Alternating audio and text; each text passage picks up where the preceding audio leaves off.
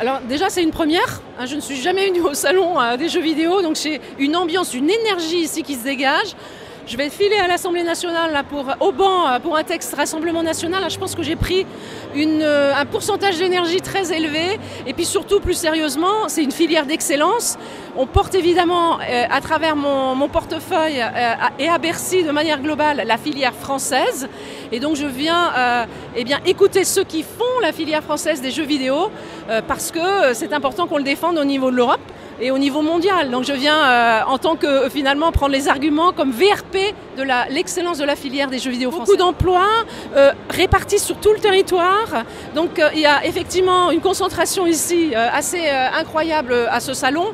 Mais il y a Montpellier, il y a la Bretagne, il y a Paris évidemment, il y a des gens qui travaillent partout et même à distance. Et l'esprit des jeux vidéo qui est assez marquant ici, c'est que c'est une communauté. Et ce côté collectif, communauté, participatif, finalement, ça me parle. Alors, je n'ai jamais joué à des jeux vidéo. Par contre, j'ai dû, en tant que parent, réguler les jeux vidéo sur lesquels était mon fils et qui peuvent être une source de conflit.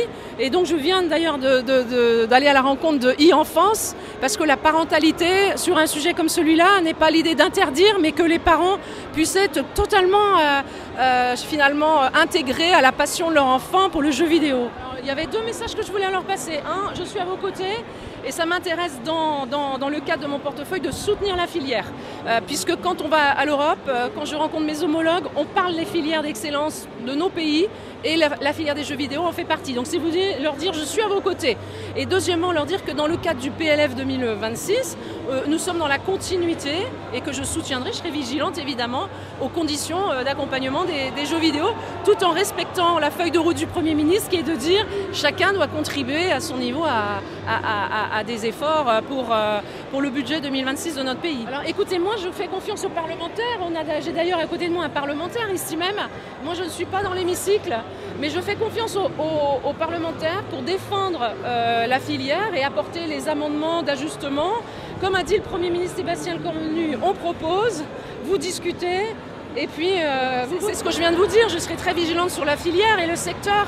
Mais moi, ce que j'ai remarqué ici, il y a une énergie, mais surtout, on a des jeux vidéo qui sont leaders au niveau mondial. Et donc, c'est ça qu'il faut valoriser parce que ça entraîne derrière des jeunes qui s'engagent dans la filière. Et puis, des créations de nouvelles entreprises plus petites. Partout sur le territoire. Donc évidemment, je serai vigilante et je l'accompagnerai à la hauteur de mes possibilités, évidemment. On a une actualité très dense là sur la protection des mineurs, mais qui concerne les réseaux sociaux. Les jeux vidéo ne sont pas concernés. Et puis en fait, by design, les jeux vidéo, grâce à des associations comme e-enfance et d'autres encore, le contrôle parental, c'est un premier acte fort dans les jeux vidéo eux-mêmes. Donc à ce stade, je ne peux pas vous dire que c'est concerné, la réponse est non. Mais par contre, je serai attentive et on va travailler sur ce sujet. À ce stade, aucune évolution.